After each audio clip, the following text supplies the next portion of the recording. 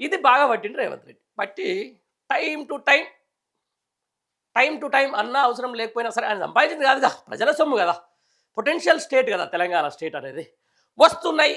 వచ్చిన దాంట్లే ఒక రూపాయి వచ్చిందనుకుందాం. రూపాయల 60 పైసలేమో ఇక్కడ లోకల్‌ల, ఇక 40 పైసలు పంచుడు కార్యక్రమం.